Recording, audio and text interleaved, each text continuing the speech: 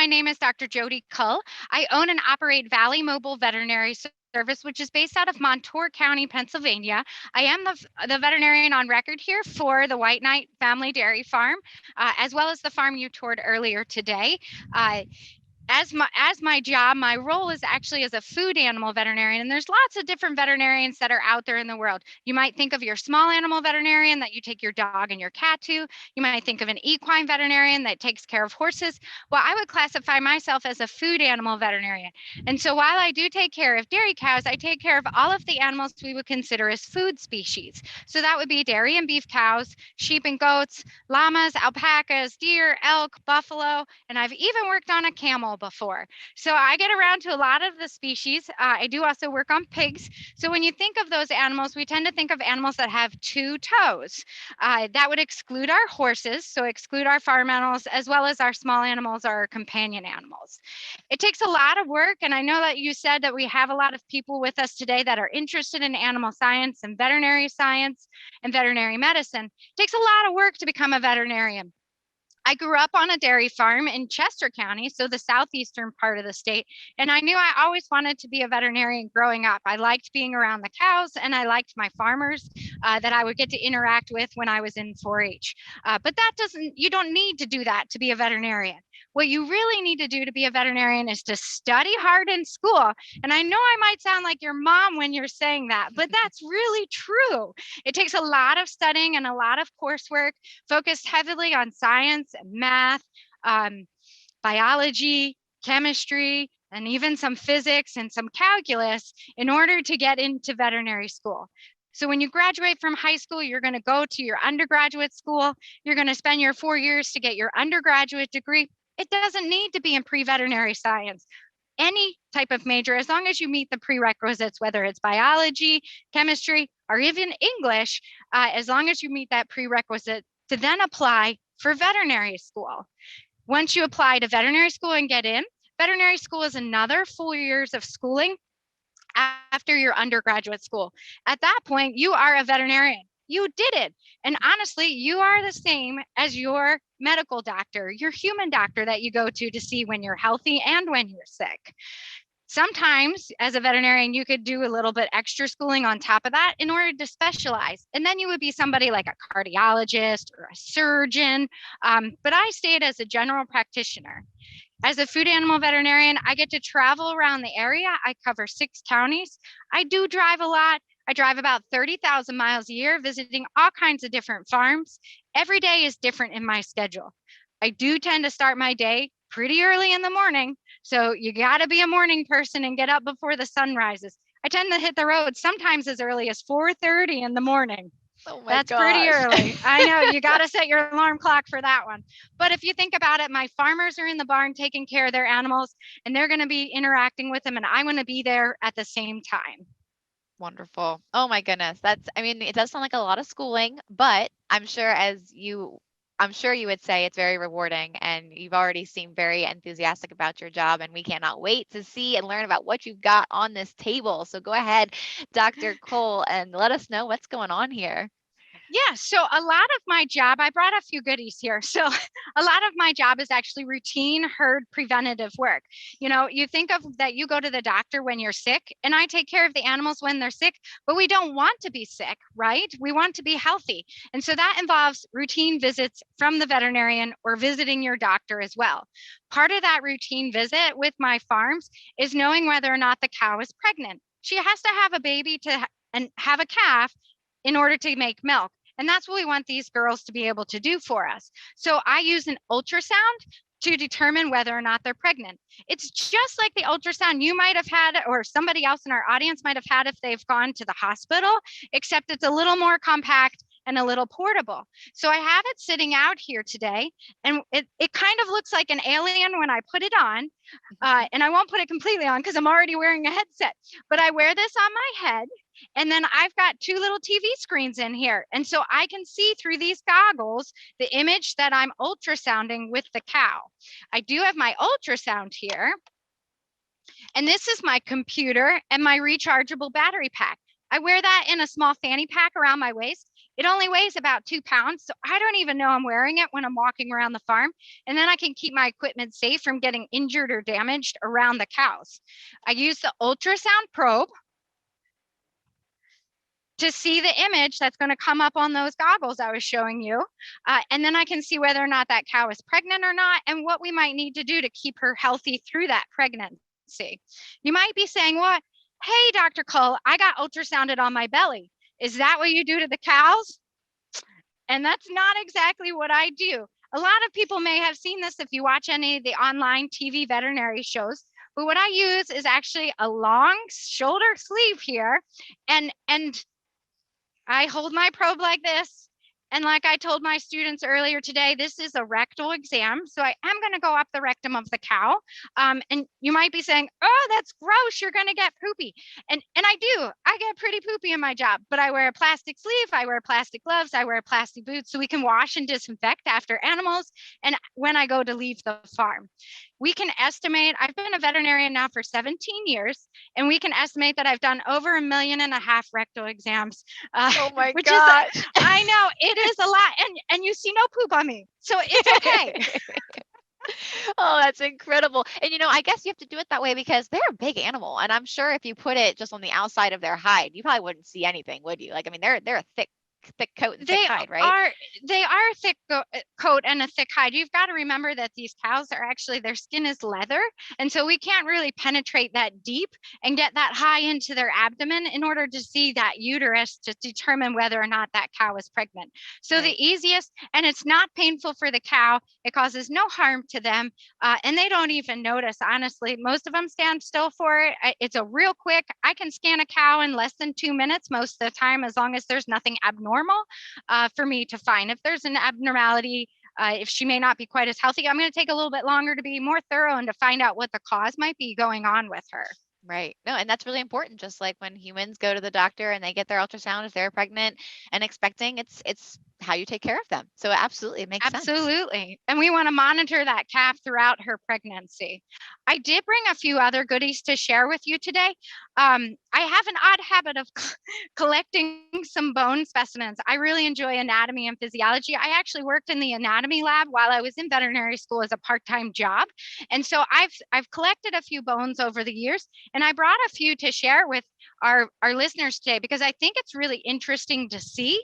This is actually a cow skull, and cows are unique in that they are ruminants, and so are sheep and goats. And what that means is they have a rumen, which we can go back to the beginning here, and cows have 4 stomachs. That first stomach is a rumen. It's not like us, we have 1 stomach. Being a ruminant means that they've got that big rumen as their first stomach so they can digest all that grass and that yummy hay that we feed them. But what it also means is that they have no top teeth on the top part of their skull here, right? In the top part of their jaw, they have no top teeth. They have what we call a dental pad.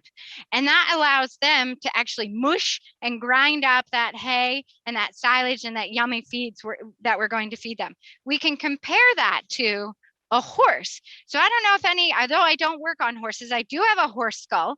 I don't know if any of our listeners have a horse, but horses are a little different. They are not ruminants, so we do not have a rumen, and therefore we do have top teeth on the top of their skull. So you can see this horse's big teeth. And if you think of how a horse will eat, they'll go out in that grass in the pasture and they'll chomp down and bite down on that grass to pull it up.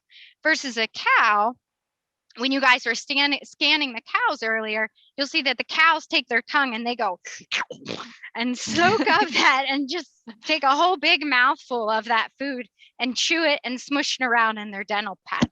So it's a really interesting part of the anatomy that's different between the species. Yeah, absolutely. I also brought this cow femur bone that is from a cow, actually. And we can think about which bone is the femur in our body. And the femur is your thigh bone. So you think of your big bone of your leg, your top bone of your leg, and that's what this bone is. So when you picture a cow, this is going to be into her hip joint, and then her kneecap, just like your kneecap, will sit right here and slide back and forth. So it's really neat to be able to compare the different species together because we're not too far apart from our animal species. That looks huge, which explains a little bit why, that these cows are so big and why you need to ultrasound like you do. And it really explains everything. That is a big bone. How much does that weigh? I mean, you picked it up, but we can't really see how much it weighs. Well, it's really hard to judge because in order for us to process, obviously in the animal, you have bone and then it's surrounded by lots of muscle. And then we've got the skin over it. So when we go to get the bone to this condition, because this is a real bone, this was in an animal at one point, we take the skin off, we've taken the muscles off, but inside of the bone is bone marrow. And you may have heard that term before, but that bone marrow is very fatty in every animal, including us. And so it weighs a lot. But in order for us to process these bones, in order to make them clean to use for teaching and things like this, we have to take that marrow out of there. So I can sit here and lift this weight all day long, but the bone is actually pretty light at this point because that marrow is out of that cavity. These skulls are pretty heavy just because there is a lot of bone with them because they're so big and the jaws are very heavy. Right. I did bring a few other bones. This is a rib from a cow. So you might think of your ribs if everybody goes ahead and goes, takes a deep breath, right? You're thinking of your rib cage expanding. Well, here's our cow rib. You can picture her taking a big breath and expanding that rib cage. Imagine if she had another one here. You can see how wide those ribs are. They really are a fascinating animal. They are. I thought I'd show you another thing here. We're going to spin around. You may have, if anybody has seen any other veterinarians before, you may have seen them work out of a truck with a unit in the back. And so all of their medications are there. And I talked with some of the students this morning if they've ever watched Dr. Oakley. I don't know if you've seen Dr. Oakley. That's the one veterinary show I like to watch on TV. She sometimes works out of an airplane. Wow. But when you're Alaska, that's what you got to do. I actually work out of an SUV. So I have a veterinary unit in the back of my car here. And with that, I've got some drawers where I can have access to some syringes and needles if I need to be giving any medications to the animals. I've got some of my medications here that I might need or might use in our animals. I've got some fluids in case the animal gets dehydrated. Like when you've gone to the hospital, if you've ever needed IV fluids, and hopefully you haven't, but I've got fluids so we can do that to the animal as well. And then every time I leave a farm, I have my bucket and my brush, and I've got some scrubs and disinfectants. So for biosecurity reasons, I can clean myself up when I go to leave the farm. Sure. I set out some of our medications. I think it's always fun to see if I don't know if you've ever taken an antibiotic or a pill, or maybe you bummed your shoulder and needed to take some Advil. Well, we've got some medications here. We give cows pills too. And I have some of them sitting out here so you can see how big their pills are that we might give to a cow. Oh, they're as big as your hand. They are big, but you got to remember that size of that skull. They swallow this size, no problem whatsoever. Right. No need for applesauce or a spoonful of sugar to get these down their throat. I believe it. Yeah, because they've got long throats and big heads, and they're, how much does a cow weigh on average? Like 1,200 pounds. Our average lactating cow, we're going to be 1,200 to 1,500 pounds. So certainly more than you or I weigh. And that's why we've got to be able to restrain them and to handle them and work with them without both them getting injured or us. Sure. Absolutely. Dr. Kull, I have a question for you. So you've gone over all this really cool stuff, and you get to work with the animals, and you get to have fun with the bones, and you get to see all this cool stuff. Whatever made you decide to be a vet? I know you said you came from a farm, but what was kind of that aha moment for you when you were like, this is what I want to do? And, what were you interested in that got you to wanting to be a vet? Yeah, so that's a very complex question, right? So obviously I was familiar with cows growing up with them and working with them and handling them. But honestly, it's the science background that really interests me. My love for biology and science and the physiology and the organs and the tissues and how everything works together is really what I like doing. I remember growing up, besides being in 4-H, but I did like an Explorers Club, which is an offset of Boy Scouts and Girl Scouts. And you'd go to, they would have a little meeting and we could touch some tissues. And that was really exciting for me. I really enjoyed the complexity of all that biology put together.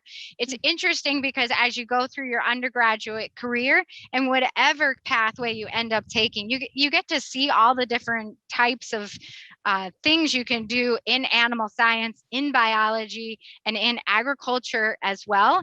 And you're just so amazed by the different things that you can do. So although I am a practicing veterinarian, there's definitely some things to think about with that other things you can do in the veterinary field.